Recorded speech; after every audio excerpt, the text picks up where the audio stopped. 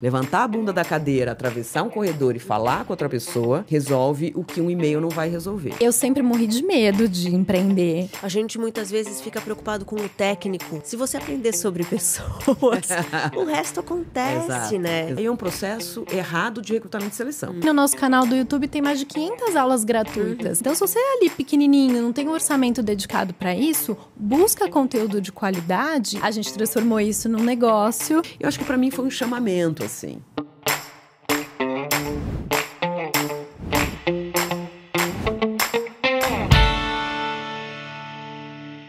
Olá, seja bem-vindo, bem-vinda a mais um episódio do Gente que Empreende. Obrigada por estar aqui mais uma vez. Já vou lembrar você que tem que se inscrever, que tem que ativar sininho, que tem que comentar, que tem que curtir o vídeo, assim eu vou saber que você está gostando do conteúdo. E hoje o assunto é essencial.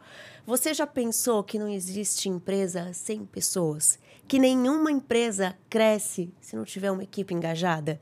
Que não existe inovação sem a interação entre as pessoas. E se tiver diversidade, melhor ainda. As minhas entrevistadas de hoje são especialistas em liderança, gestão de pessoas. Elas têm o maior canal no YouTube de RH e criaram uma empresa que transformam empresas através do conhecimento sobre liderança, sobre diversidade. Eu estou muito feliz que elas estão comigo aqui hoje. Vânia Ferrari e Ana Nogueira, tudo bem com vocês? Obrigada. Que apresentação, eu vou copiar essa apresentação e vou botar em todas as nossas. Uma honra. Gente, muito obrigada por estar aqui. Obrigada, gente. Eu falo que esse assunto é fundamental. E vocês sabem, quando eu estava começando aqui o podcast, eu pedi pro pessoal lá no Instagram deixar temas que eles queriam. E um deles falou justamente sobre a questão de pessoas, de contratação, de time. E é um assunto muito importante, né? Super. Eu falei isso aqui num outro episódio. Quando eu estava pensando em empreender, lá atrás, antes de começar no Pequenas Empresas, Grandes Negócios, a primeira coisa que eu fiz foi fazer uma pós de gestão de pessoas. Olha. Porque eu entendi que seria algo muito importante para a construção de um negócio. Mas eu acho que as pessoas esquecem isso em geral. Em geral, esquecem. Né? Foco muito no produto, no serviço, nos processos e menos nas pessoas, e deveria ser justamente o contrário, porque, como você disse, são as pessoas que fazem as coisas acontecerem, né? Processo, sistema, inteligência artificial, tudo isso é fácil de fazer. A questão é como eu engajo as pessoas, como eu formo esses seres humanos, como eu os escolho, porque é que nem abotoar o primeiro botão errado da camisa. Se você contratou errado, todo o resto vai sair errado. Então, o processo de recrutamento e seleção, eu julgo que é um dos mais importantes. Depois, o ciclo de vida, né? Desse colaborador dentro da empresa. Introdução para ele entender sobre a marca, um banho de loja, né, sobre essa marca, missão, visão, valor, meta, avaliação de desempenho, acompanhamento, comunicação, até o processo de demissão tem que ser feito com muito profissionalismo e com muito método. Isso vale para empresa de qualquer tamanho, né? Qualquer tamanho, pequena, média e grande empresa, tem esse mesmo ciclo, claro, em proporções diferentes, mas tudo isso é necessário, não pode queimar nenhuma etapa sob pena da gente não entregar o que a gente tem que entregar como meta no final do mês. Antes da gente entrar nos assuntos em si, vamos falar de vocês? Vamos. Porque vocês duas têm formações muito diferentes. Muito. Você é bióloga Sou bióloga. de formação. Sou bióloga de formação e me especializei em sustentabilidade corporativa, em práticas ESG. Por isso que você foi parar em gestão de pessoas. É isso. E você, Vânia, qual que é a sua formação? Então, eu sou administradora, depois eu fiz comunicação social, com ênfase em marketing. Também fiz um curso na Escola Superior de Comércio, na Suíça. Sou Green Belt pela GE, sou Black Belt pela Telefônica. E agora estou fazendo uma pós em neurociência. Como que você foi... As duas. Como que vocês foram parar nessa questão de gestão, de pessoas, de liderança? Então, eu comecei a trabalhar, eu fiz magistério, então eu fui professora, na verdade. Então, eu tenho uma base de didática que vem lá do meu ensino fundamental, do meu ensino técnico, na verdade.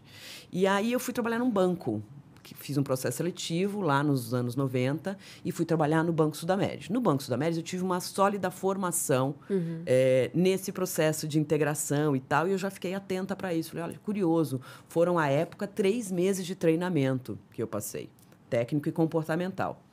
E eu fiquei 3 anos nesse banco, na área operacional. Daí eu saí desse banco, fiz essa minha jornada numa escola na Suíça, que era uma escola de negócio. Voltei para um projeto na IBM e aí eu fui encadeando empresa. IBM, GE, Vivo, American Online, em diferentes áreas. Processo, qualidade, produto, marketing, atendimento. E eu entendi que o meu trabalho era muito forte na formação das pessoas da minha equipe. Então, eu tinha o conhecimento técnico do produto e do serviço, da estratégia, mas eu descobri que o que fazia a coisa acontecer era formar o meu time. Então, eu tinha um trabalho muito próximo ao RH, no processo de recrutamento e seleção, para ver que tipo de pessoa estava faltando para compor aquele time. Depois eu fazia um processo importante de integração desse ser humano que entrava, depois treinamento, depois comunicação, depois feedback, avaliação e tal. E eu fiz essa jornada, construí para as minhas equipes. E aí eu fui me interessando por esse tema e aí eu fui fazer um MBA em gestão de pessoas. Foi quando eu falei, cara, eu sou boa em treinamento. E se um dia eu me aposentar, talvez eu abra uma empresa de treinamento e desenvolvimento, porque eu sou boa em treinar pessoas. Muito bem, dito isso, eu deixei essa ideia lá de lado, continuei trabalhando, conheci a Ana na empresa, começamos a namorar, nos casamos. Ana tinha uma trilha também no mundo corporativo, e a certa altura, com as pessoas me falando, faz esse treinamento que você fez para mim lá na American Online, faz aqui. Faz esse treinamento para mim que você fez quando eu trabalhava com você lá na GE, aqui para mim. E os meus amigos foram me chamando. E, a princípio, eu ia como embaixadora da marca que eu estava. Então, eu falava um pouco de produto, mas falava muito de treinamento. E depois eu falei, Ana, tem uma demanda reprimida aqui que eu acho que a gente pode aproveitar. E aí foi o combinado. Você segura as contas da casa com o seu emprego e eu vou empreender na nossa empresa. A gente já tinha juntado um ano de grana se tudo desse errado. E aí foi assim que a gente pensou. Eu vou abrir a nossa empresa de treinamento, estruturá-la, né? Em casa mesmo, e vou ligar para as pessoas que conhecem a minha reputação e vou dizer, olha, eu vou começar a trabalhar como treinadora dentro de marcas. Então, se você precisar de treinamento sobre técnicas de feedback, comunicação assertiva, enfim, produtividade, planejamento, você me chama. E pronto, a gente nunca precisou mexer nesse dinheiro, porque no primeiro mês já surgiu um trabalho remunerado, que era o meu salário como CLT. Que bacana. E isso foi em 2013, então já faz, portanto... Mais de 10 anos, 12 anos. 12 anos. E você como se interessou por essa questão de pessoas? Bom, o meu olhar para pessoas veio por conta da sustentabilidade. Porque quando a gente quer implementar essa agenda de fato como estratégia de negócio, você precisa olhar para as pessoas com muito cuidado. Então, tem um olhar ambiental, tem um olhar de processo, de governança, e quem vai fazer tudo isso acontecer são as pessoas. E para isso, elas precisam se sentir valorizadas, cuidadas, engajadas. Então, esse trabalho, né, de gerar essa conexão das pessoas com a marca, delas entenderem que é um ambiente seguro, que elas podem se desenvolver, que elas vão ser treinadas constantemente, é o que me aproximou desse tema, né, da gestão de pessoas, para fazer a agenda de sustentabilidade de fato acontecer. Então, o treinamento constante, o olhar mesmo para desenvolver em todo e qualquer colaborador, independente da sua área, um olhar para como eu busco eficiência, como eu busco relações de qualidade e transparência entre áreas, entre a empresa com seus clientes, com seus acionistas, enfim, como a gente constrói uma rede saudável e potente a partir do olhar para as pessoas no guarda-chuva da sustentabilidade. O que faz muito sentido, né, gente? Que é o que eu falei. No fim das contas, não existe absolutamente nada sem pessoas, né? É isso. E aí vale para tudo. Vale para a equipe que você está contratando, vale para o seu relacionamento com o fornecedor, com parceiros. Às vezes você vai contratar um serviço, não necessariamente vai contratar um funcionário, mas você vai estar contratando um prestador. Sim. Vale para tudo isso, né? E a gente fala desses assuntos, a gente pensa muito em grandes organizações. Né? Parece que o pequeno e até o médio tá um pouco fora disso, né?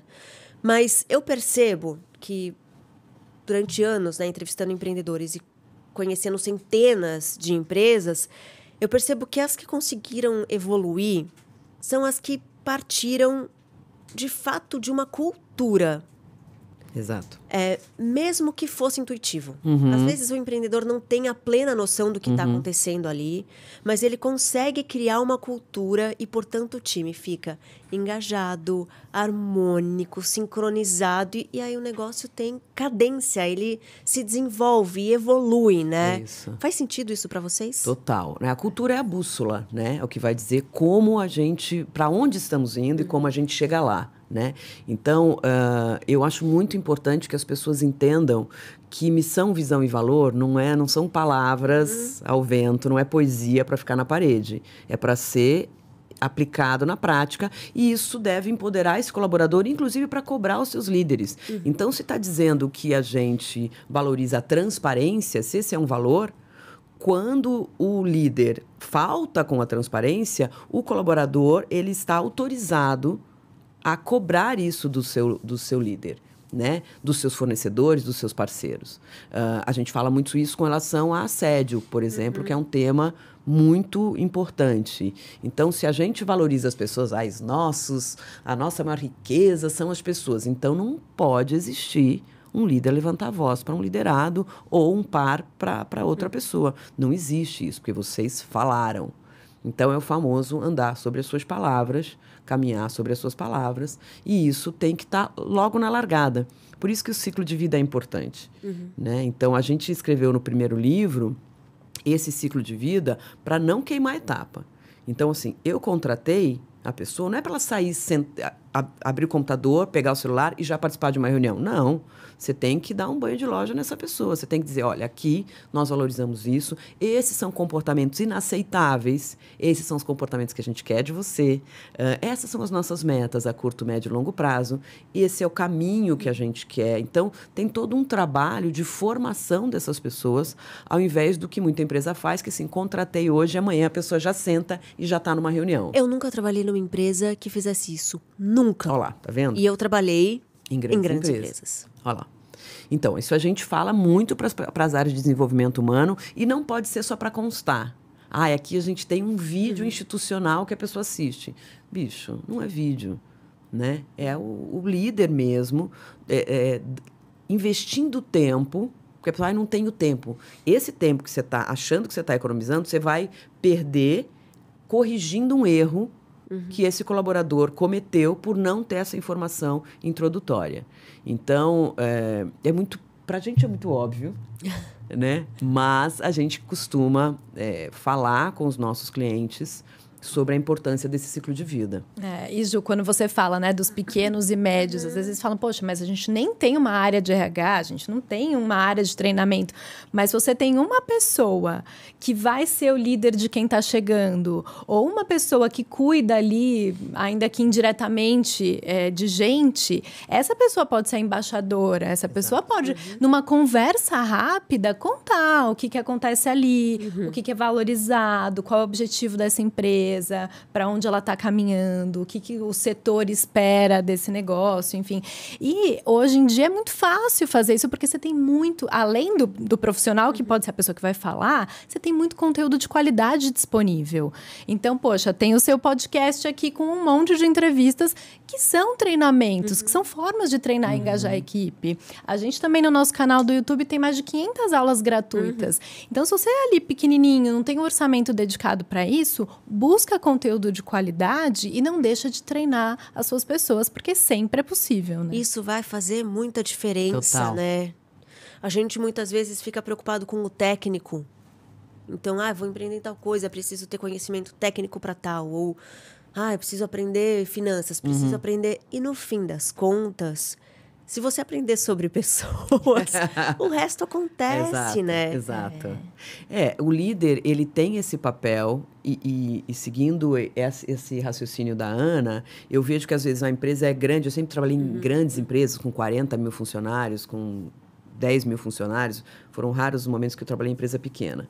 Então, qual que é o barato? Você pegar uma área e descobrir que ali tem um líder que tem essa consciência e ele faz. Então, assim, eu soube isso desde muito cedo, intuitivamente, falei, bom, Eu não consigo mudar a empresa, mas eu consigo mudar a minha área. Então, nesse pedaço eu mando. Então, aqui com as minhas 20 pessoas, com as minhas 30 pessoas, na American Online eu tinha 98 pessoas, aqui eu mando.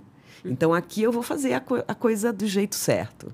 E aí você toma para si essa responsabilidade, né? Que é esse famoso olhar de dono que as pessoas tanto falam, que na prática é você falar, bom, na minha área, as pessoas vão ter uma integração de qualidade. Na minha área, a gente vai dar feedback mensalmente, sim.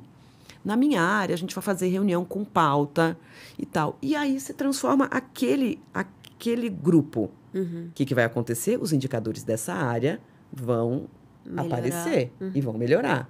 E alguém vai olhar, peraí, o que essa pessoa está fazendo aí? Comigo foi assim. Peraí, o que você está fazendo aí, escondidinho aí na sua área, que os seus indicadores estão sempre surpreendendo a gente? Ah, aqui eu faço assim. E aí vem o RH olhar. Quando o RH vem olhar e você mostra o que você está fazendo, que é o básico, na verdade, que todo líder deveria fazer, houve casos em que o RH expandiu essas práticas para as outras diretorias. E eu virei multiplicadora desse conteúdo em outras áreas. Isso aconteceu algumas vezes. Que interessante. E muitas vezes, né, você falou assim, a empresa não tem RH, né? E você vai ter uma estrutura de RH quando você já for uma empresa maior, de fato, né, com estrutura. Uma pequena, nem pensa sobre isso, uma média raramente vai ter até alguém de fora prestando esse serviço, né? Mas não precisa do RH necessariamente para essas coisas. Você está mesmo falando, né? Não precisa. Eu ali na minha área fazia... Aí o RH veio e olhou o que estava acontecendo. Então, é você ter um treinamento de liderança. Então, se você é o líder... Né, eu sou uma pequena empresa, é eu que sou o líder direto da galera aqui. Né? Qual que é o meu comportamento? Isso. Se eu começo a crescer e ter outras lideranças, quem são essas lideranças para que a coisa funcione melhor, Exatamente. O RH não é babá de líder. Uhum. Né? E muito líder acha que o RH é babá. Preciso demitir uma pessoa. RH demite para mim? O cara é teu, bicho. Você é que sabe o que aconteceu, você que tem a trajetória dele, né? Para fazer uma demissão consciente, em que a pessoa vai saber o motivo pelo qual ela está sendo desligada. Ouso dizer que se você é um bom líder, não é nem surpresa, porque você já deu 3 feedbacks consecutivos sobre o mesmo tema e você alertou esse colaborador que ele não estava alinhado com o que a gente combinou. Então, quando você vai fazer o desligamento, nem é surpresa. Hoje é uma surpresa para todo mundo, né? Então, o cara recebe uma boa avaliação ou uma avaliação normal e passam-se alguns meses e ele é desligado. Isso é falha de liderança, não é da área de RH. Né? Agora, a gente costuma culpar o RH, né? A gente costuma culpar o RH. Não é o RH, é a liderança. Agora, cabe ao RH fazer o que você disse, treinar as lideranças. Essa é uma pauta que tem que ser puxada pelo RH. Nós vamos fazer uma jornada, uma trilha de capacitação das nossas lideranças. E isso a gente faz bastante bem, sem nenhuma modéstia, porque a gente conhece a operação. Né? Então, não é uma coisa professoral, acadêmica apenas e tão somente. A gente sabe o que o líder tem que fazer para engajar o seu time, para ter esse time na mão e para ter uma relação saudável, onde não tem um papel mais importante. Eu só estou nesse papel de coordenar, mas cada um tem ali a sua missão. A gente falou de cultura. Vocês têm um método para isso? Você mesma falou, né? Não é missão, valores, aquele papelzinho que vai ficar na parede, né? Mas como que eu crio uma cultura? Eu falei que eu vejo que muito empreendedor tem isso ali meio intuitivamente. Mas existe um método para isso? Né? O que eu tenho que fazer para que fique claro, né? Quais são os meus valores, os valores da minha empresa para a minha equipe? Então, existe uma metodologia? Existe. Bom, algumas empresas já têm isso, as maiores já têm isso muito claro. Então, a missão, a visão e os valores foram criados em conjunto com a equipe, não é uma coisa que vem uma consultoria de fora e fala qual é o seu talento, né? Então, a gente, juntos, vai olhar e vai dizer, bom, o nosso talento, a nossa missão, como a gente muda o mundo com o nosso produto e serviço, é assim, né? E aí, ESG passa muito por isso, porque passa por esse desenho que é feito de forma colaborativa com o time, não é? E as pessoas querem saber a relevância do teu negócio. O que gera de impacto para o mundo, para as pessoas. Por que o consumir o seu produto vai ajudar a construir um mundo melhor? Vai fazer sentido, sabe? Ou é alguma coisa que não precisava existir. Então, a cultura precisa se basear na relevância daquela marca, do que ela entrega, como ela contribui para a sociedade. E ela precisa ser revisitada de tempos em tempos, porque o mundo se transforma, evolui, e a gente precisa ver se a gente continua nesse mesmo caminho da relevância, da responsabilidade, e aí em todas as suas frentes. As minhas pessoas estão aderentes àquela cultura, se elas compreendem como colocar em prática em tudo que elas fazem, porque... Beleza, se estabeleceu a cultura, a missão, visão e valores. Os colaboradores precisam saber colocar em prática, numa forma de se comunicar com uma outra área, de enviar um e-mail, de lançar um produto, de criar uma campanha de comunicação, como vai... Que pessoas eu vou trazer para minha rede? Então, se eu vou fazer um evento de lançamento de um produto, quem que eu vou botar no palco para falar? Essa pessoa combina com a nossa marca?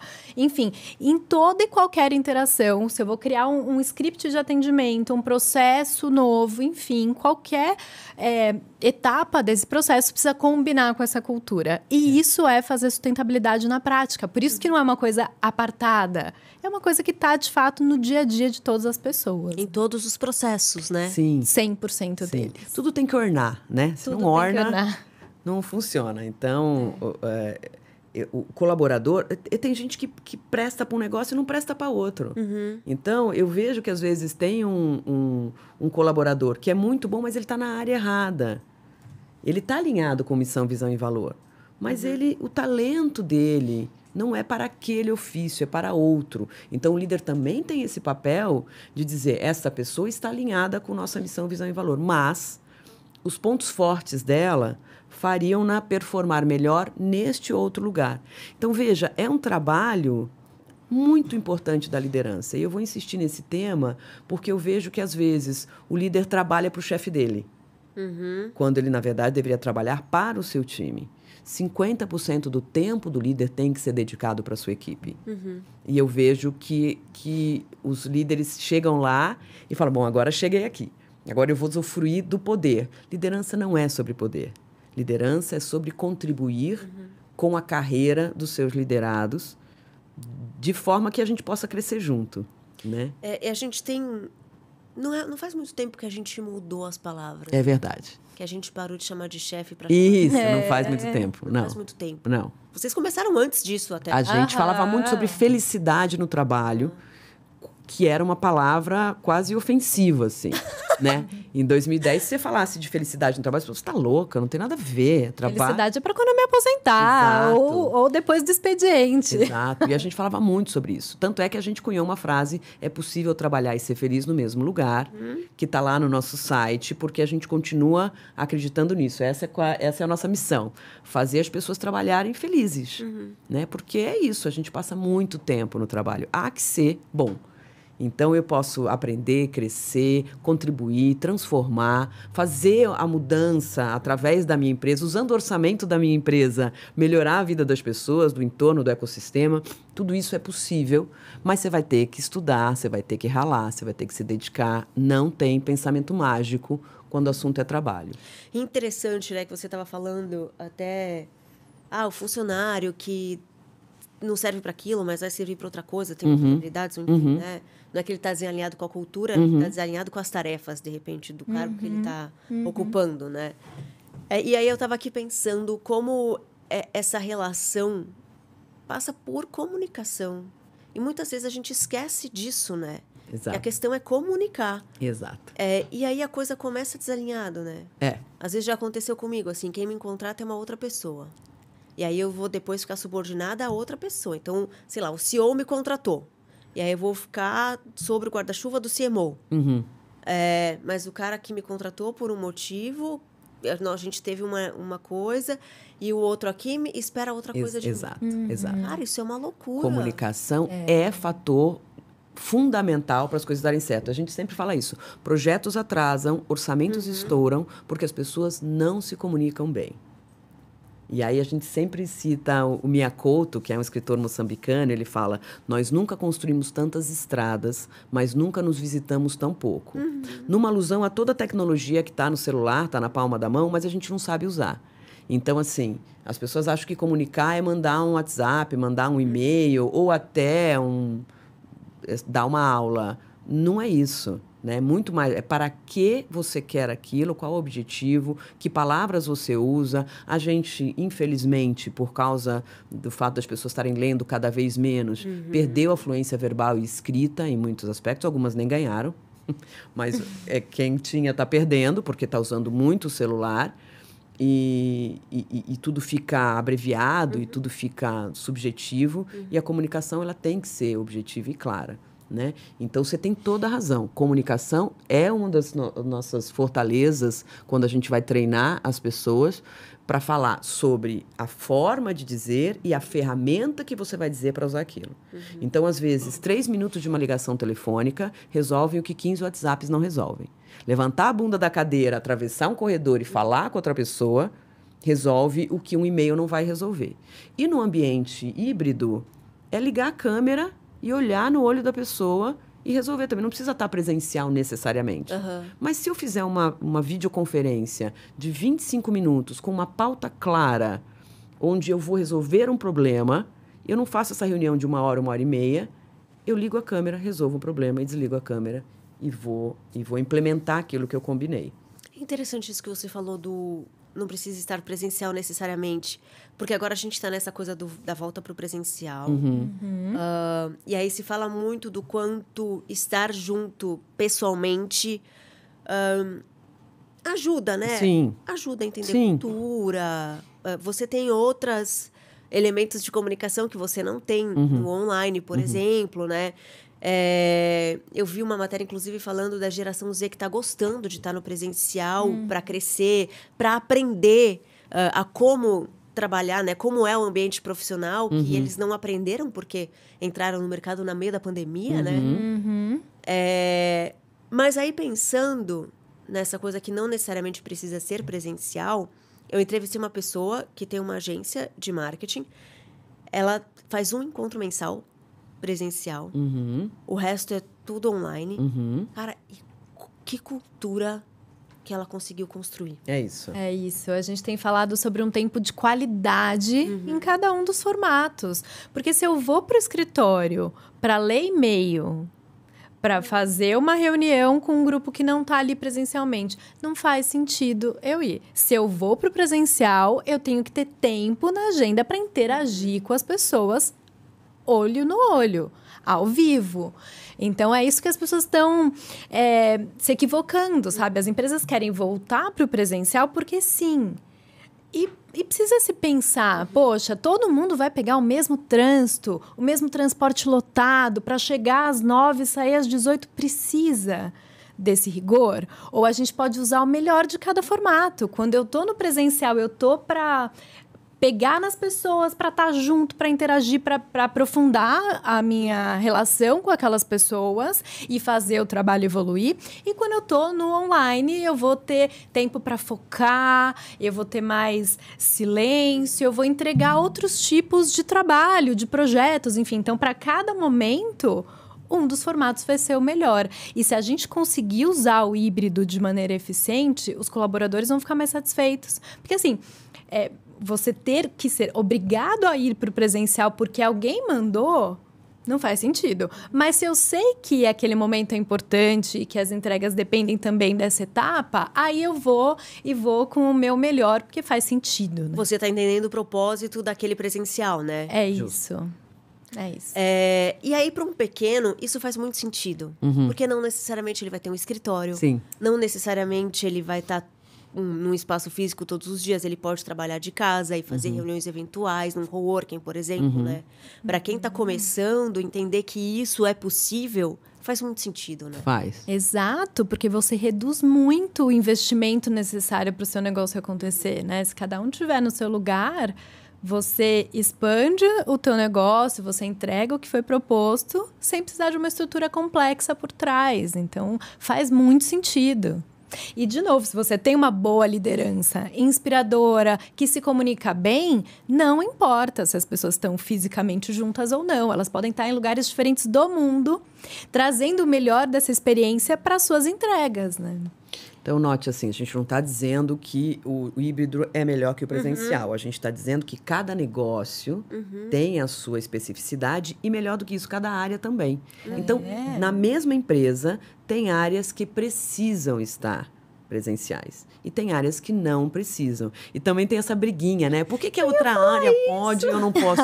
Meu amor, porque esse aqui é dentista. Não dá para ser digital no dentista, viu? Ou a pessoa tem que abrir a boca. Então, é meio isso, assim. Tem área que precisa ser presencial. Mas ontem eu fiz, por exemplo, uma consulta por teleatendimento com um médico que não precisava tocar em mim, a gente só precisava conversar. E o retorno, esse sim, será presencial. Então, tem um extremismo nessa história. Né? E as pessoas, o colaborador também tem que botar a mão na consciência e entender que há momentos em que ele vai ter que sentar, apertar a minha mão, olhar no meu olho e a gente vai trocar saberes. Nessa hora não tem celular na mesa, não tem computador, a gente está ali conversando e aprendendo um com o outro. Então também tem que ter o bom senso do colaborador que virou mimizento e que também às vezes é malandrão. E às vezes está em casa jogando videogame e dando alt tab na tela. Tem os dois lados, né? Tem. Mas eu costumo dizer que aí é um processo errado de recrutamento e seleção. Se a pessoa é mau caráter, ela é mau caráter ao vivo e no digital, né? Se a pessoa é bom caráter, ela é em qualquer circunstância, não precisa estar me vigiando. Então, quando há esse problema, não é fazer todo mundo voltar. Porque as pessoas são malandras e tem que voltar. Não, se as pessoas são malandras, sua área de recrutamento e seleção recrutou errado. E aí, já que a gente está falando de contratação, você até falou do ciclo, né? Das pessoas dentro das empresas. O que as empresas, né? E aí, até de repente, pensando num pequeno, que aquela pessoa começou a empreender, ainda não sabe nem como vai contratar, né? O que ela precisa para fazer uma boa entrevista. Onde as empresas erram na hora de contratar? Tem um checklist assim? Tem. A gente, inclusive, colocou no primeiro capítulo do nosso primeiro livro... O passo a passo. O passo a Esse passo, aqui, né? Exato. O manual de um gerente à beira de um ataque de nervos, que é como os líderes ficam quando eles se deparam com alguma ação. Ele vai dizer, não, isso não é meu, é do RH. É claro que o líder tem que estar ao lado de um profissional que estudou para fazer isso. Hoje existe uma infinidade de testes que você aplica, muitos deles gratuitos na internet, outros com fornecedores e tal. Então, tem um conjunto de coisas. Então, por exemplo, eu preciso, antes de pensar no que eu vou perguntar na entrevista, eu tenho que perguntar... Que pessoa eu quero? Que tipo de pessoa eu quero? Então, para que ela vai... para que ela vai prestar?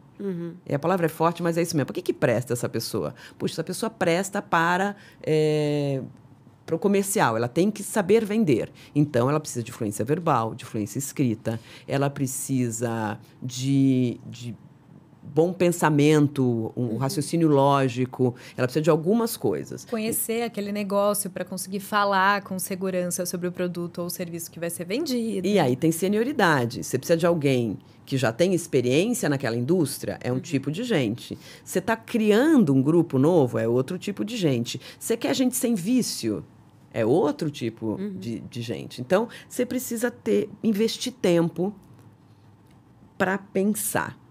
Não é, às vezes a pessoa pede o RG na frente da empresa e a empresa contrata, né? Não, tem que pensar.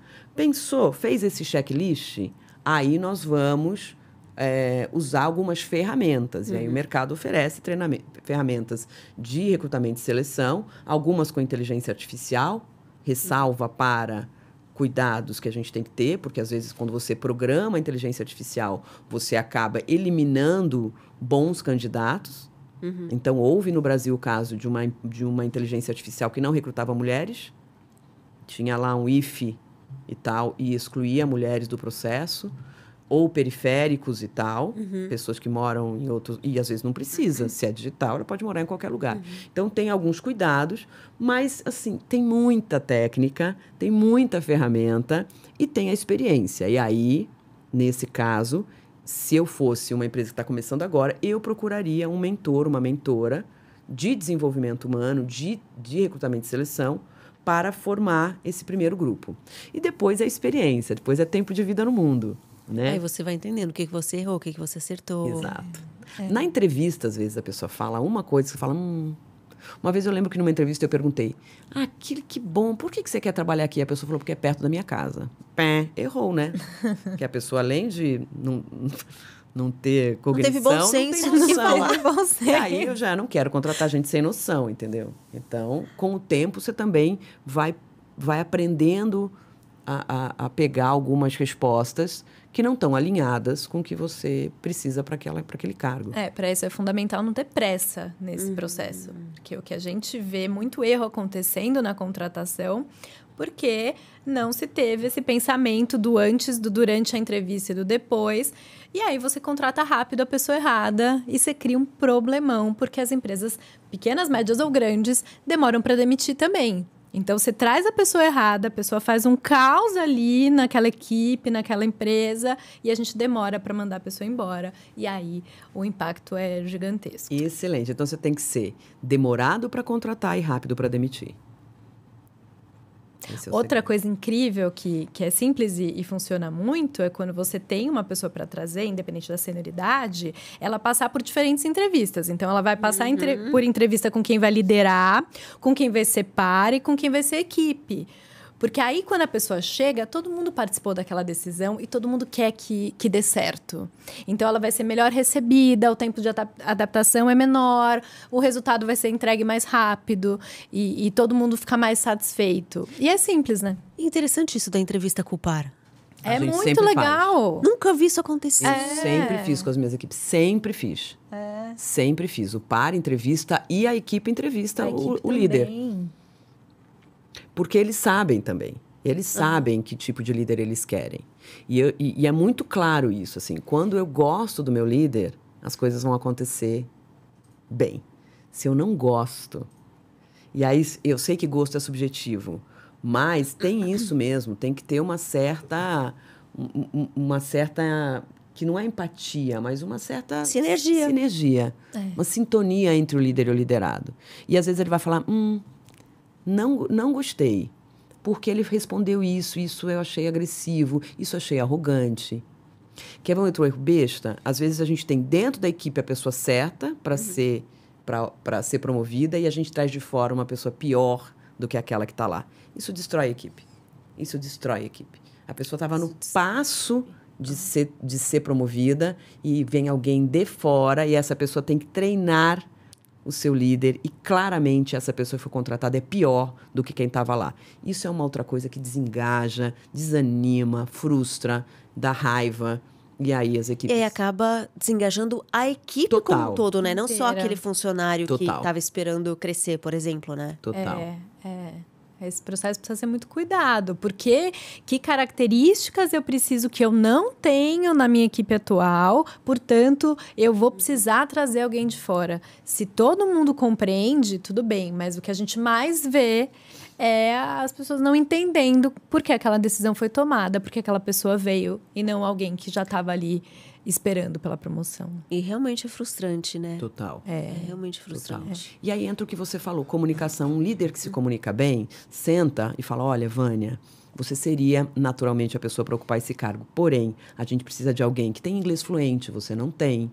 Que tem uma experiência nesse setor e você não tem. Me falou isso, encaixou? Eu entendi. Então tá. Então, meu próximo passo é me aprimorar no meu inglês, estudar esse tema. Então, o líder entrega para o liderado a responsabilidade dele se formar. E ele fica claro qual é o motivo. Não fica uma coisa sombria, esquisita. Peraí, de onde veio essa pessoa? Por que não sou eu? Né? Tem muito líder que promove e fala para a pessoa não contar para ninguém. Ó, eu tô te promovendo, mas não conta para ninguém. Porque aí todo mundo vai querer promoção ou salário. Eu vou te dar esse bônus, mas não conta para ninguém. Peraí, a equipe não reconhece que essa pessoa performou melhor e que, portanto, é merecedora dessa promoção, então tem uma coisa errada.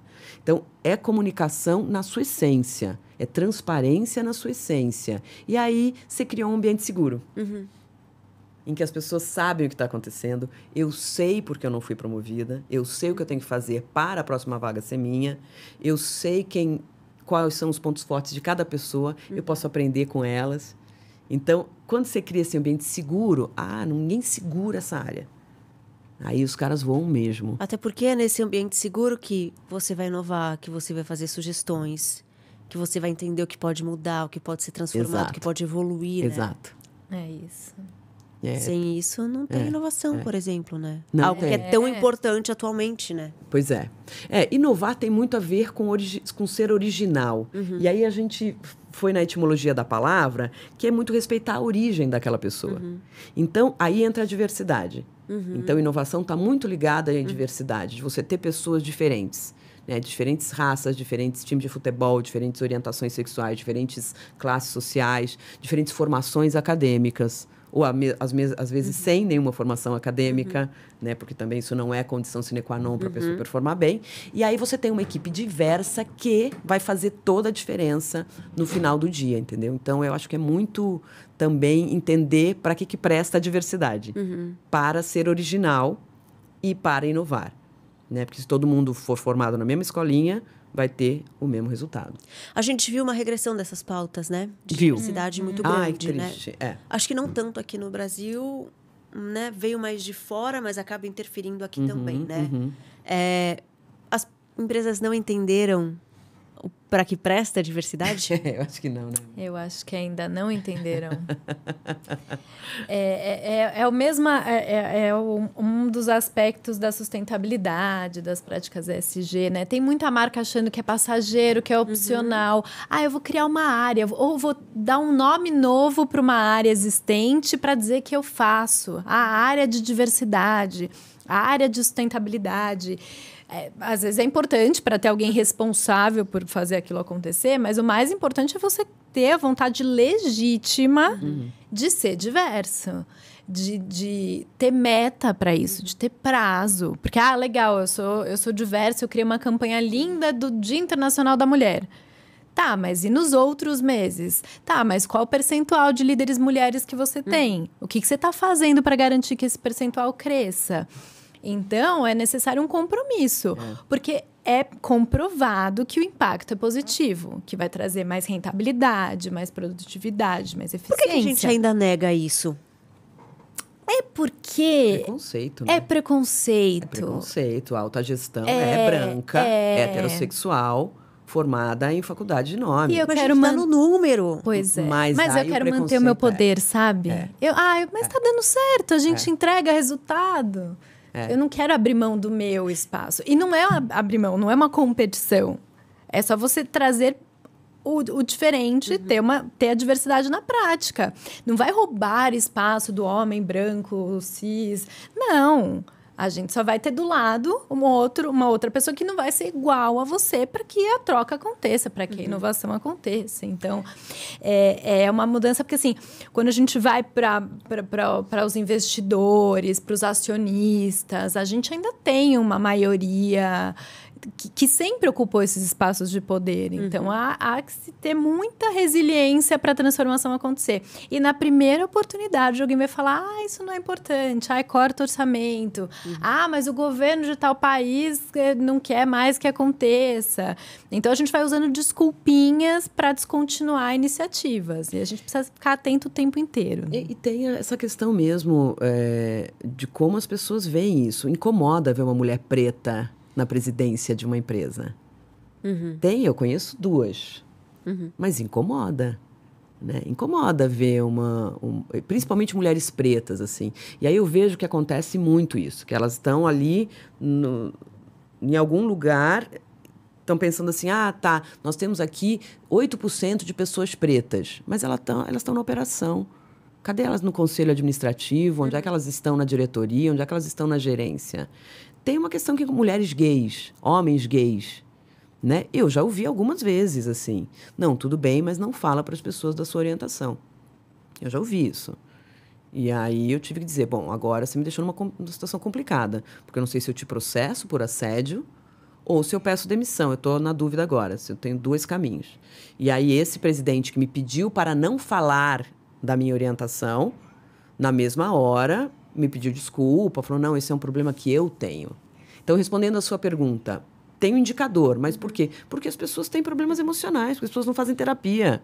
As pessoas... O mundo resolveria com isso. As pessoas não fazem terapia, elas não lidam com as questões delas. Então, a gente fala sobre felicidade no trabalho e, às vezes, o líder ele é infeliz. E ele não quer ver outra pessoa feliz, porque ele é infeliz. Ele fica no trabalho 12 horas, não porque ele gosta da empresa, mas porque ele não tem amigo. Então, tem questões emocionais que comprometem toda uma cadeia porque as pessoas são infelizes.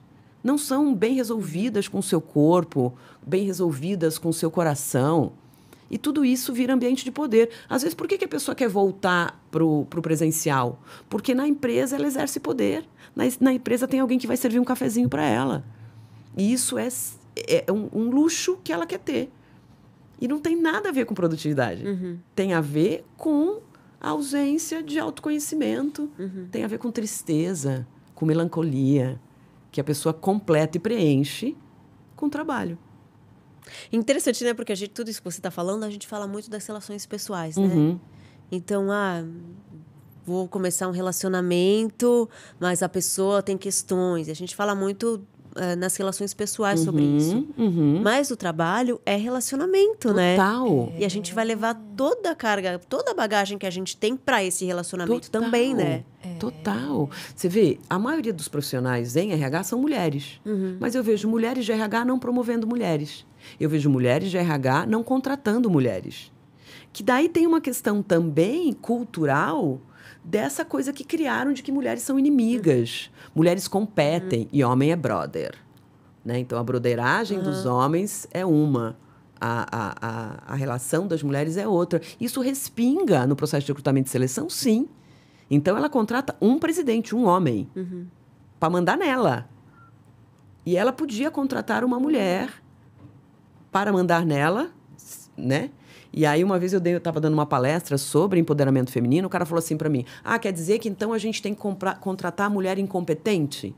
Eu falei, olha, até podia, porque durante muitos anos nós contratamos homens incompetentes e ninguém está falando nada, né? Mas não é isso que eu estou falando. Eu estou falando um homem e uma mulher com a mesma formação, com a mesma capacitação e escolhe-se o homem porque sim.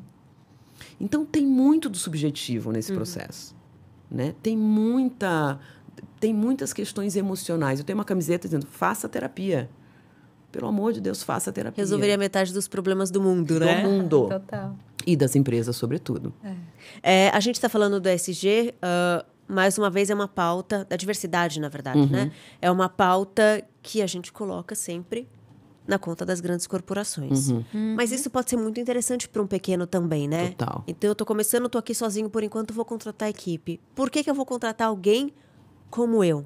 E não alguém diferente para a gente pensar junto em como isso aqui pode evoluir, né? Exatamente. E aí tem questões importantes. Por exemplo, eu sei de uma empresa que é de uma mulher de limpeza de vidro, tá? Então, pensa que é uma coisa bem operacional. E aí essa menina resolveu contratar mulheres trans para fazer esse trabalho. E ela entendeu que tinha uma oferta dessas pessoas que não estavam conseguindo trabalho, que, portanto, são muito gratas por serem contratadas, que fazem um trabalho muito bem feito, de muita qualidade, que são mulheres corajosas para subir nos andaimes, nos telhados e nas coisas, e que criou-se um grupo super legal de mulheres trans que limpam vidros. Uma outra empresa me falou sobre um processo de manuseio dentro de um setor de carga. Pessoas surdas trabalham melhor no transporte de carga, são mais atentas, têm menos acidente no transporte de cargas com pessoas surdas. E isso é um estudo desta marca para esse setor. Trabalham mais concentradas. Então, você pega a condição de cada pessoa e coloca na coisa certa. Então, você contribui para a inclusão, para a diversidade e aumenta a sua produtividade, reduz risco, reduz acidente e tal. Eu citei 2 ou 3 exemplos, que eu espero que não sejam capacitistas, depois você me corrige se eu fui, mas tem muita coisa acontecendo que as pequenas empresas podem usar em seu favor, né? Então, eu acho muito interessante. Dá confusão? Dá. Então, eu lembro que eu fui fazer um evento no Google, uma vez, usando aquele espaço do Google, e eu quis contratar uma recepcionista trans. Eu estou falando de 2010, 2012.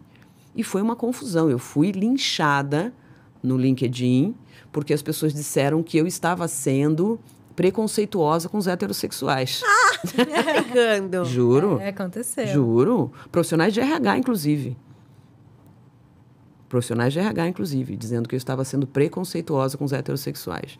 Então, tem muita coisa para mexer. Muita loucura pra gente Muita. mudar ainda, né? Sim. Muita. Por isso que os RHs têm uma responsabilidade grande de fazer um trabalho de conscientização, de trazer coisas como mindfulness, meditação, terapia suportada pelo plano de saúde. Tem muita coisa que os RHs precisam fazer para resolver questões que os lares não resolveram, que a escola não resolveu, que o governo não resolveu, né? E faz sentido essa preocupação, né? As corporações fazem parte do mundo que a gente está vivendo, né? Então, se a gente quer ter um mundo melhor, cada um vai ter o seu papel, né? E a corporação precisa também ter esse papel e passa pelo RH. Eu recebo muita reclamação de que está difícil contratar. É verdade. De que ninguém quer trabalhar. Falam muito dessa geração mais nova, que é problemática, que não quer trabalhar, que não quer estar no presencial ou mais sei lá o quê. Isso é verdade? É verdade, mas assim, a gente precisa transformar algumas questões dentro das empresas, sabe? A gente deixou isso passar e não dá mais. Então, assim, tá difícil contratar, mas se você tiver um ambiente que é bacana, que as pessoas se sentem valorizadas, que as pessoas enxergam para onde elas podem ir, qual vai ser o próximo passo, elas vão estar ali, entendeu? Então, por exemplo, um setor que tem muita dificuldade de contratação, de turnover, enfim, é a hotelaria, por exemplo.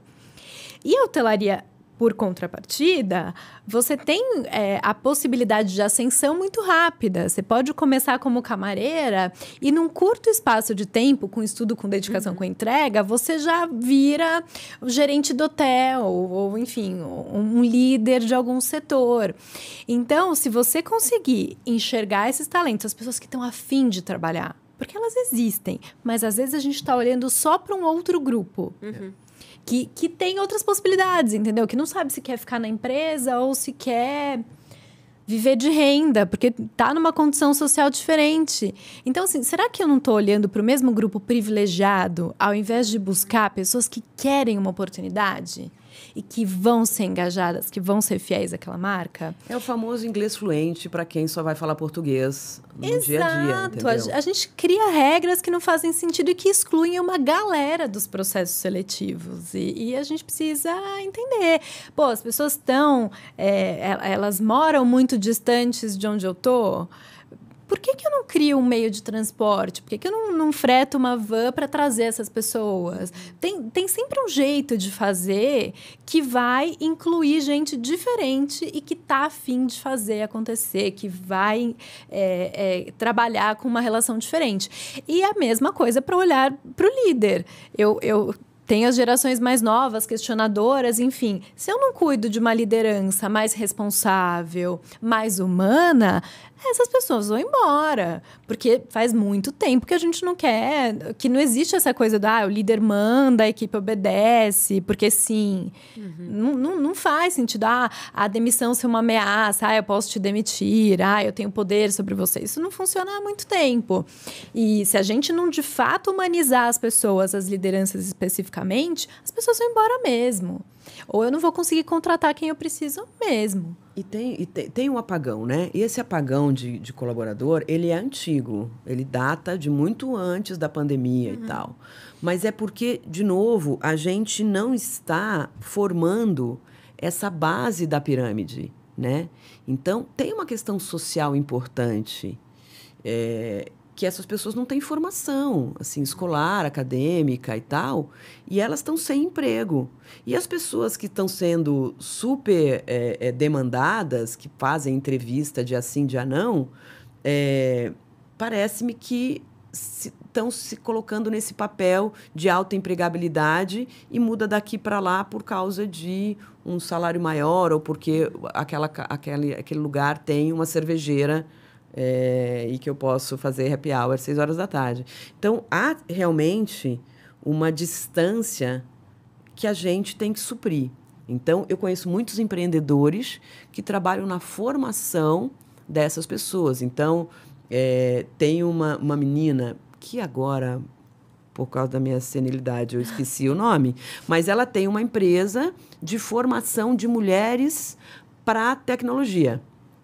Então, ela, com a ajuda de patrocínio, de apoio, ela tem os computadores, essas meninas são treinadas em tecnologia, porque tem um apagão de mulheres em TI, e depois ela oferece essas profissionais para as empresas. Então, ela forma e entrega. Está aí um empreendimento legal para se fazer, porque as empresas querem contratar e não conseguem. E existe essa demanda, né? Tem uma Tá aí uma oportunidade. Tem uma oportunidade. Uma empresa que forme mulheres e que venda o serviço de oferecer essas mulheres em tecnologia para as grandes marcas, por exemplo. Em programação, tem um apagão de programadores. Né? Então, as marcas têm que investir nisso e os empreendedores podem olhar para isso com mais atenção. Bacana, muito interessante. Muito interessante. Eu também tinha visto, faz um tempo já, alguém que preparava Olá. Profissionais, né, sei lá, mais periféricos e tal, para justamente colocar no mercado de trabalho ali. E interessante isso que você falou, porque a gente fala muito do mercado estar aquecido, não tem desemprego, não tem não sei o quê, mas na verdade a gente está falando essa média aqui que tem formação, porque a gente tem demandado profissionais cada vez mais preparados tecnicamente ou com outras questões também, que a base não tem mesmo, né? Pois é. E o defeito de contratar um técnico sem se preocupar com o que ser humano ele é.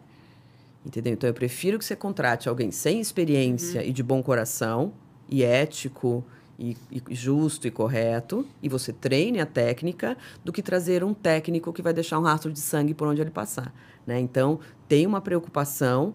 E aí, olha como isso respinga nos processos de desligamento. Porque se eu tenho um líder que é assediador, eu posso estar na melhor empresa do mundo. Eu vou sair. Então, quando eu trabalhei na GE, em 98, GE era o sonho de qualquer empresa. O Jack Welch era presidente da GE quando eu fui trabalhar lá. E eu, por conta da minha formação acadêmica e por tudo que eu estudava e que eu lia, tinha lido a biografia dele, então eu quero trabalhar na empresa do Jack Welch. Fiz um processo seletivo com mais de 200 pessoas, entrei na empresa e dei de cara com um diretor assediador. Que na época nem chamava isso, chamava só grosso mesmo, mal educado. Sim. Mas ele era uma pessoa que atirava coisas em mim. Então, ele amassava papel, jogava na minha cara, enchia a mão de clipes e jogava em mim, mandava eu calar a boca. Então, veja, eu estava na GE, na empresa dos meus sonhos, e nos primeiros 3 meses, já no começo do processo de entrada, eu encontrei esse homem. Eu fiz uma denúncia no RH, mas foi uma denúncia quase já um pedido de demissão. Porque eu fui para a diretora de RH, que é a minha ídola maior, e disse, olha, eu adoro trabalhar aqui, mas eu não suporto esse homem, ele está me humilhando há 3 meses, e por mais que eu queira trabalhar aqui, eu não vou conseguir. E ela disse, vá para casa, que a gente vai pensar. Ela fez um levantamento com as outras pessoas, uma cariação com as outras pessoas, descobriu que era verdade, que aquele cara que, para os diretores, para o presidente, ele é super gente boa, e fechou a porta, ele vira um demônio. E aí ela fez a cariação, descobriu que era verdade, demitiu esse cara. Esse cara tinha 30 anos de empresa. Ela demitiu sumariamente esse cara. Mas numa atitude rara, né? Numa atitude raríssima. Outro dia eu encontrei com ela no supermercado, Ana sabe disso, eu chorei. Veja, eu sou uma mulher de 50 anos. Eu encontrei com ela no supermercado, eu olhei para ela e eu chorei. E eu falei, Sandra, você salvou a minha vida. Muito da minha escolha profissional tem a ver com ela. Tem a ver com ela. Porque eu vi que uma profissional de RH pode mudar a vida de uma empresa com uma atitude simples, às vezes, de desligar um assediador. Então, é isso. É também a gente se colocar... Porque quando as pessoas falam, eu estou infeliz no trabalho. Há quanto tempo você está aí? Há 10 anos, meu amor. Você está 10 anos infeliz, você está fazendo o quê aí, entendeu? Se movimenta. Coisa tá muito errada. Se movimenta aí também. Então, tem sempre os lados. Então, quando a gente fala de apagão, tem isso. Quando a gente fala de engajamento, tem essa questão da liderança e do RH, que não é omisso, porque omissão também é um partido. Então, se você vê uma situação acontecendo e você não faz nada, você tomou partido. Então, é um conjunto complexo, porém não difícil de implantar. É força de vontade, estudo e seguir o nosso canal. Eu ia falar isso, né? Para quem está precisando aí, de repente, um pequeno, um médio empreendedor que precisa de mais orientações aí, vamos lá, né? Dá uma olhada no material que vocês têm, que tem muita coisa bacana ali. A gente brinca que é um MBA em RH, assim. Se você assistir as aulas, você tem um MBA em RH. Dá para aprender muita coisa. A gente falou dessa regressão nas pautas de diversidade, e a gente falou sempre muito de saúde mental e tudo mais. Eu acho que as empresas olharam para isso durante a pandemia. Eu tenho achado que aí no último ano a gente também tem feito uma regressão nesse sentido. Essa minha percepção é equivocada ou faz sentido? Então, isso quase aconteceu.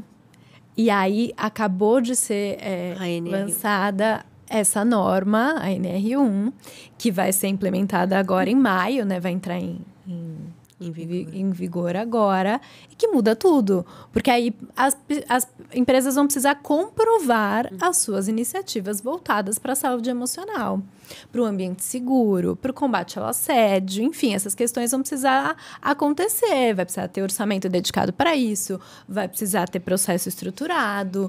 Então, a gente vai, eu imagino, vai ter um avanço importante nessa pauta que é fundamental, né? Porque a gente tem recordes de afastamento por questões emocionais, então a gente precisa tratar com seriedade essa questão.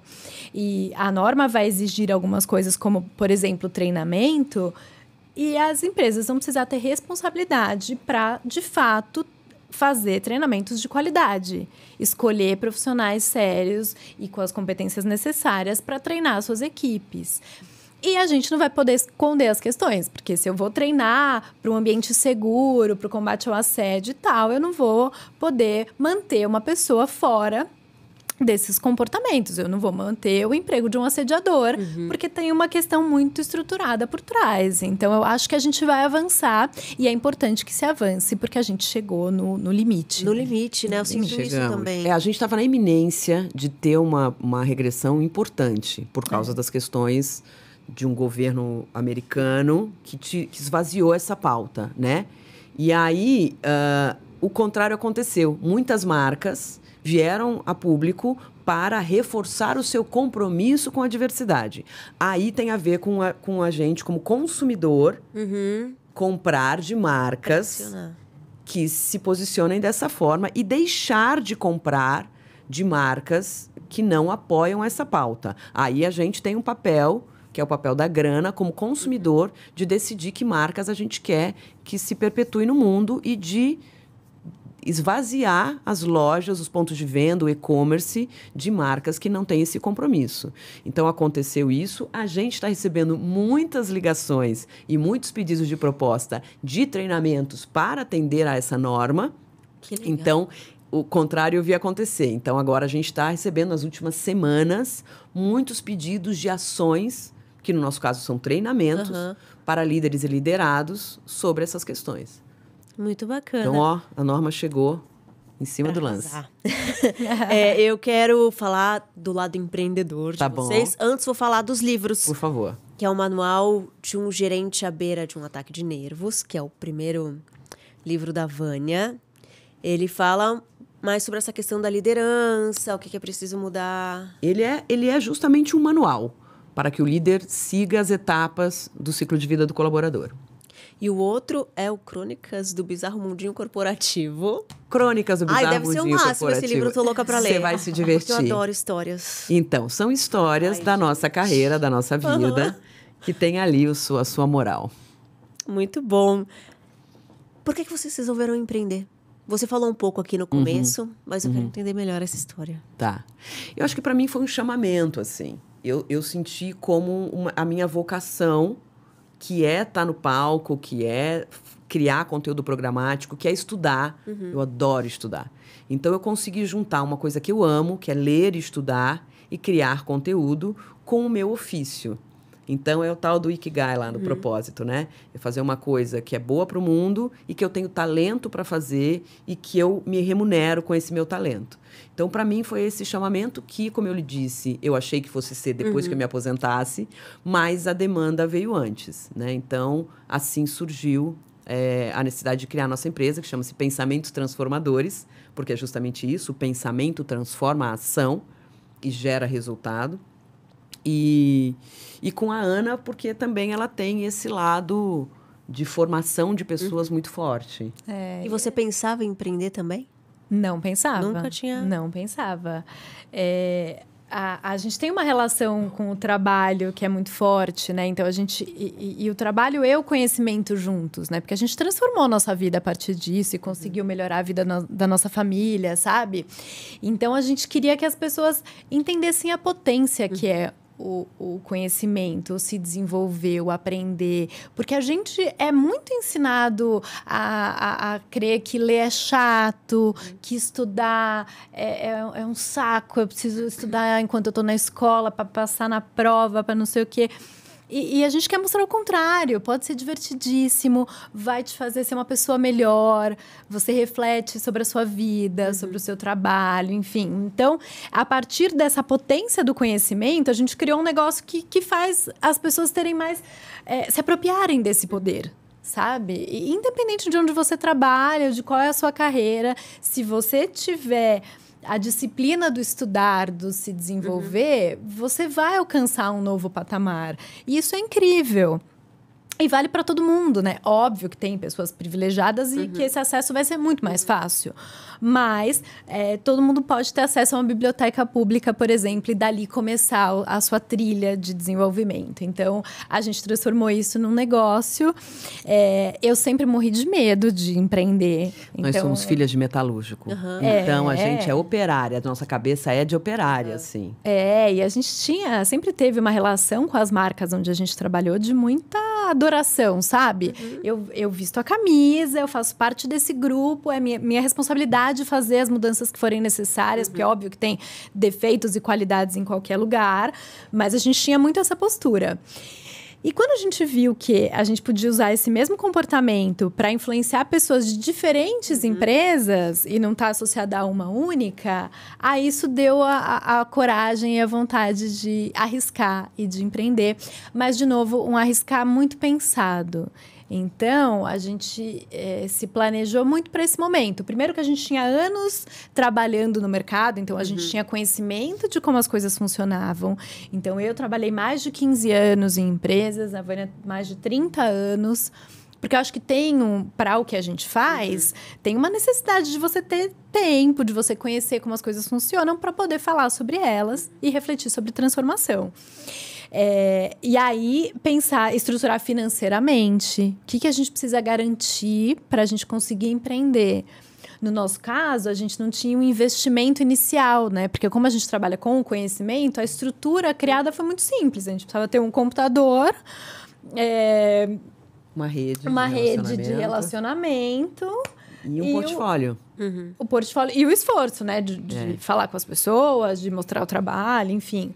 Mas de grana mesmo, o investimento era baixo. O que a gente precisava fazer era ter uma reserva para, se a coisa não desse certo, a gente recorrer a ela. Então, nesse caso, nós duas, a gente se dividiu, né? Então, eu continuei trabalhando em empresa e tendo lá o meu salário por 5 anos depois que a empresa foi aberta. Então, a Vânia seguia fazendo o trabalho sozinha, né? Fazendo as apresentações e tal pelo Brasil todo sozinha e eu trabalhando numa marca.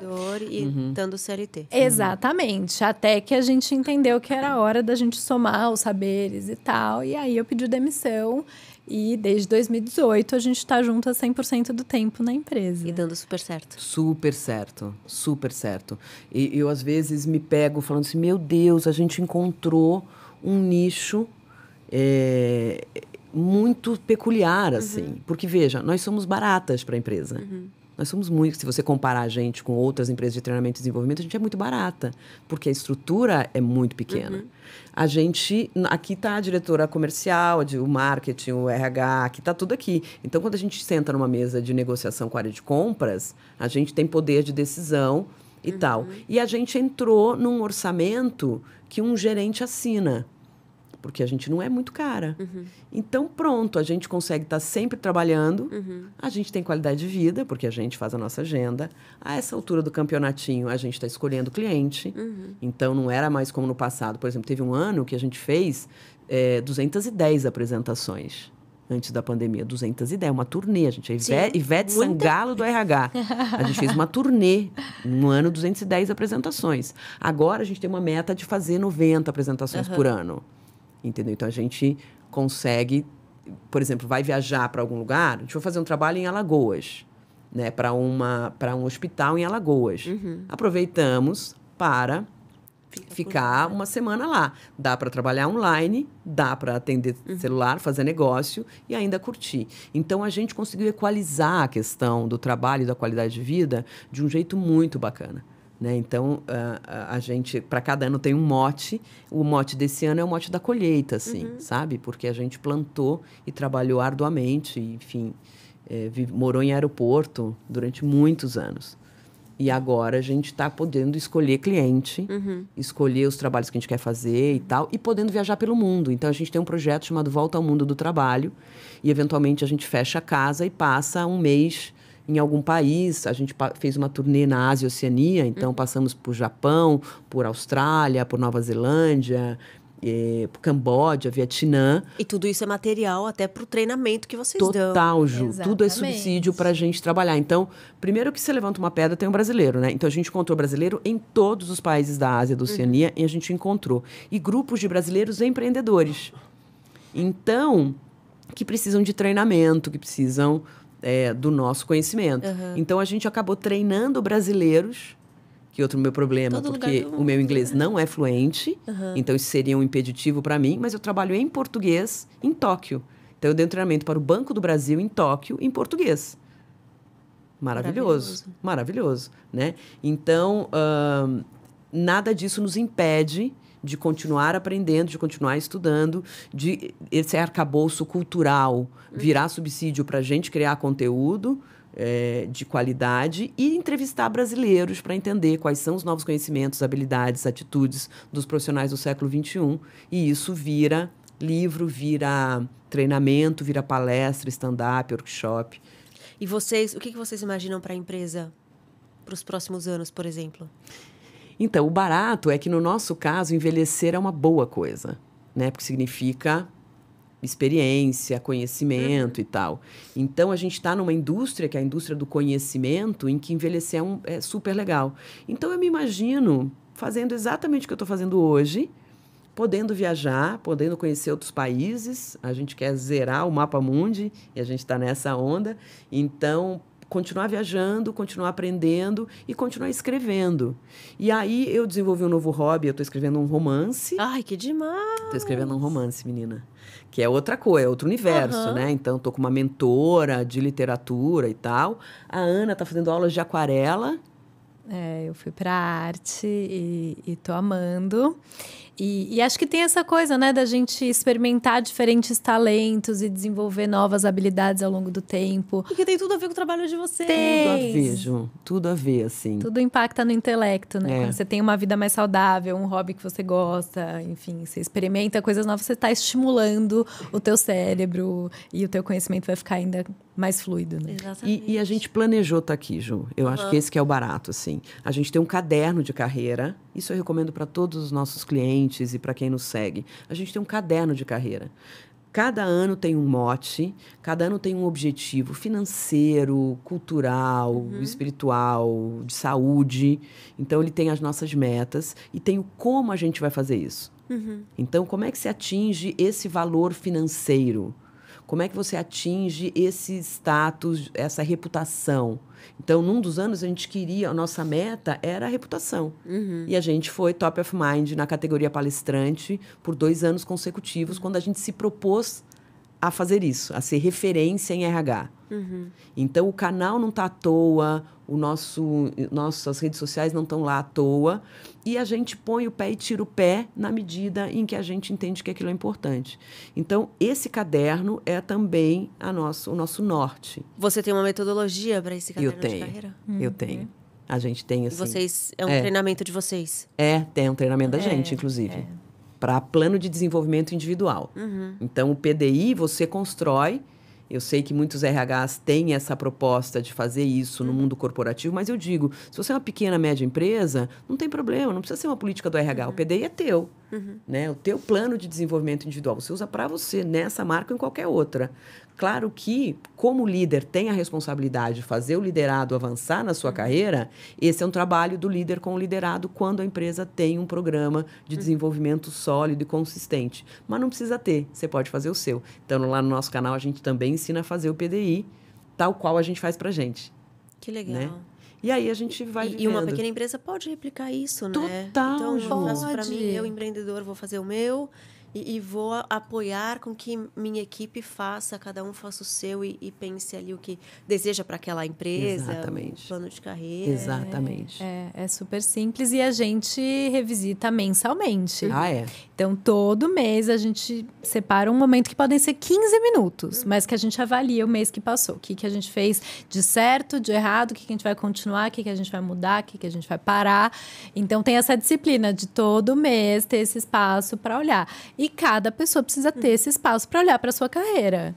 Porque senão a gente vai deixar o tempo passar, daqui a pouco passaram-se anos e você não está feliz porque você nem planejou estar ali, você não sabe exatamente qual é a tua vocação. Então, esse cuidado, esse zelo com a carreira é importante e é tão simples quanto ter um caderno e olhar para ele todos os meses. É um processo de autoconhecimento, né? Muita gente me pergunta que quer começar a empreender.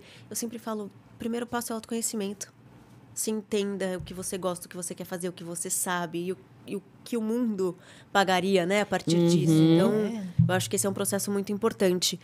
E vendo a história de vocês, a história empreendedora de vocês, me faz pensar em muitas coisas. Assim, vocês têm uma história diferente, uma empresa muito diferente, que vocês desejaram criar dessa forma.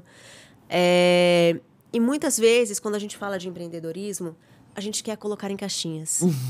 Então, a gente vai criando verdades absolutas sobre as coisas. Justo. Então, não adianta ter uma empresa se não cresce mais do que a Selic. Mas será que isso realmente vai fazer sentido? Isso não faz sentido para todo mundo. Só faz sentido você ter uma empresa se lá na frente você puder vender esse negócio. Isso faz sentido? Né? Então, não é uma empresa se depende do seu trabalho. Será que não? Né? E o que vai funcionar para cada um? Eu acho que a gente está num momento de mundo... E isso, ao mesmo tempo que é muito bom, é também muito angustiante, que é ter opção. Sim. Que é poder pensar diferente. Sim. Que é poder criar modelos diferentes. A gente está no meio disso, no turbilhão disso acontecendo. Né? Então, olha para o que está acontecendo no mundo, olha para você e como você quer fazer parte dele. Isso. Né? Tendo uma empresa muito grande, não é... tendo aqui minha empresa que está prestando os treinamentos e tudo bem, é isso que eu quero fazer. Né? Cada um tem a sua jornada. Isso. E ela é única e o sucesso é seu e a sua referência e não importa o que está dito como se fosse o óbvio, como se fosse o determinante por aí, né? Isso é muito sábio, Ju. Esse teu conselho é muito sábio. Porque é isso, né? O que faz sentido para você, né? Na nossa empresa, a gente chegou no que faz sentido para a gente, né? Do tamanho que a gente quer, com o esforço que eu quero colocar. Então, se naquele mês eu quero me dedicar mais à criação de conteúdo, eu vou fazer isso. Se nesse mês eu quero me dedicar mais à minha família, eu faço isso, né? Então, a gente criou um negócio que é muito singular mesmo, né? Mas que pra gente nos deixa feliz e cada vez que a gente recebe um elogio e quando saem as nossas notas, a nossa avaliação de reação pós-evento, que a gente tem lá 98% das pessoas dando conceito excelente, eu falo, puxa, eu estou fazendo o meu trabalho. Às vezes a gente numa plateia de 5.000 pessoas, a gente fez um evento no Allianz Parque para 6.000 gerentes, e eu entro no palco e eu falo, bom, se tiver aqui uma pessoa que a gente vai transformar a vida, que essa pessoa vai conseguir trabalhar e ser feliz no mesmo lugar, eu atingi o meu objetivo, né? A gente faz reunião com um conselho administrativo de 10 pessoas e a gente mexe na cabeça daquele empreendedor ou daquela executiva que vai fazer esse conhecimento chegar, porque tem que ser feliz, a vida é tão rara e passa tão rápido. Não é possível que a gente fique anos num lugar que a gente é infeliz ou fazendo o que a gente não gosta. Não pode ser isso. E o empreender passa por isso, né? Então, eu não tô feliz no CLT, por exemplo, né? Uhum. Ou, esse não é meu propósito é outro, e você resolve abrir a sua empresa. Empreender passa tanto por isso, que se você for ficar tentando se colocar nas caixinhas dos outros, Exato. você vai só sofrer e vai ser tão ruim quanto lá no mundo corporativo, né? É verdade, é verdade. É isso. A gente fala isso sobre gerente. Às vezes a pessoa, no plano de carreira, quer virar gerente para ganhar mais. Só que ela não tem vocação de liderança. E vai ser um gerente infeliz e vai perder o emprego daqui a pouco, né? Então, por isso que as empresas também têm que ter planos de carreira que prevejam um especialista, um consultor. Mas é a mesma coisa. Vou empreender porque todo mundo está empreendendo. Não, bicho. Às vezes o seu trabalho é esse. E aí faz bem feito no seu, bicho. Que né? tá bom, né? Tá bom, trata as pessoas com elegância, seja responsável com o que você vai entregar, né? Faça reuniões com significado, com intenção. E aí volte para casa e vai cuidar da sua vida, vai ao cinema, vai ao museu, vai ao teatro. A gente fala muito sobre isso. A importância das pessoas se alimentarem de arte, né? A importância das pessoas terem a literatura, mas também irem ao cinema, irem ao museu, dançarem, curtirem, irem para espaços abertos aos finais de semana, não ficar fazendo maratona de série, comendo porcaria em casa, né? Vai ver a luz do sol, vai ajudar teu corpo a processar dopamina. O offline é muito importante, né? Puxa vida, né? Tão importante. Então tem um monte de jeito da gente encontrar equilíbrio, né? Cada um tem o seu. E eu sempre fecho pedindo que o entrevistado ou as entrevistadas deem um conselho para os empreendedores. E eu quero saber de vocês isso. Um conselho que, de repente, vocês gostariam de ter recebido, ou na parte de gestão de pessoas, o que vocês diriam para quem está empreendendo, para quem ainda é um pequeno ou médio empreendedor? Eu acho que o autoconhecimento é muito importante e, de fato, você olhar para si, refletir sobre a sua vida, sobre as suas escolhas, se possível fazer terapia, porque parece uma coisa que é meio opcional, ou que, não sei o impacto real disso, não tenho tempo. E a gente não pode deixar de se olhar, de fazer o que te faz feliz. E o processo do empreender é isso, né? Não é só você ter o seu próprio, ser dono ou dona do seu próprio negócio. Tem que fazer sentido, tem que trazer realização. E a gente só vai saber o que nos traz realização se a gente se conhecer. Então, o autoconhecimento é muito importante. Eu somaria a isso a questão do método, né? Então, assim, escreva. Então, e pense sobre isso. Faça ali uma análise de pontos positivos e negativos, de desafios, de oportunidades. Olha para o mercado, invista tempo nesse processo de pensar sobre. Escreva, e a gente sabe, estudando neurociência mais ainda, que o processo de escrever ativa o seu raciocínio lógico, faz com que você consiga enxergar aquilo que você está pensando, né? Porque a gente escrever na mão mesmo, né? Esse processo da escrita. Então, ter lá um planejamento estratégico, que é simples também, né, de dizer onde eu quero ir e pensar a curto, médio e longo prazo. Isso é importante também, porque os empreendedores falham nos primeiros 5 anos, fecham nos primeiros 5 anos, porque eles só pensaram nos 5 anos. Né? A gente tem que pensar a longo prazo, o que eu posso tornar perene. E sabendo que, naturalmente, uma das características do planejamento é a flexibilidade. Eu vou mudar os rumos conforme o mercado, conforme o que vai acontecendo com a minha vida. Mas, porque como diz minha terapeuta, a vida acontece, né? Então, você tem que, inclusive, prever coisas que possam dar errado. Uma das coisas que eu pensava muito era, se eu ficar doente? E se eu adoecer? E se eu não puder subir no palco? Como vai ser? Então, a gente fez, nos primeiros 5 anos, um seguro de vida, né? Que previa a minha ausência da sala de aula e do palco se eu adoecesse. Mesma coisa para a Ana, né? Então, é pensar em tudo que pode dar errado e também tudo que vai dar certo se você for uma pessoa dedicada e estudiosa. Gente, muito obrigada Ai, por compartilhar Ju. tanto conhecimento de vocês. Fiquei muito feliz. A Eu gente acho que a também. gente falou muita coisa importante aqui, né? Para várias coisas, para quem tá aí no processo de empreender e querer entender qual vai ser essa trajetória, né? Também como contratar essa parte de gestão de pessoas que é tão fundamental. Então, muito obrigada. Obrigada, A gente. gente que agradece. A gente é muito sua fã. Muito! de você. Não, Maravilhosa. Você abriu um caminho, você fala sobre isso há tanto tempo, você tem tanto conhecimento sobre esse assunto. E eu penso que as pessoas precisavam te ouvir mais, assim. Porque você tem a experiência, você sabe ao longo do tempo. Você já acompanha um monte de empresa que deu certo e um monte de empresa que deu errado a partir do conceito do empreendedorismo. Então, você tem muito para ensinar. Então, pra gente chegamos lá. Quando você nos chamou gente, para vir aqui, a gente que falou, bom, nossa, fico chegamos muito lá. Feliz, É muito isso. feliz mesmo. Muito obrigada. E, gente, quem acompanhou até aqui, muito obrigada. Sigam o canal da Vânia e da Ana, Exatamente. porque lá tem muito conteúdo importante. E, mais uma vez, né, se inscreva aqui no canal, curta, compartilha, para pessoas que precisam ouvir essa conversa aqui, que foi muito importante. E até o próximo episódio.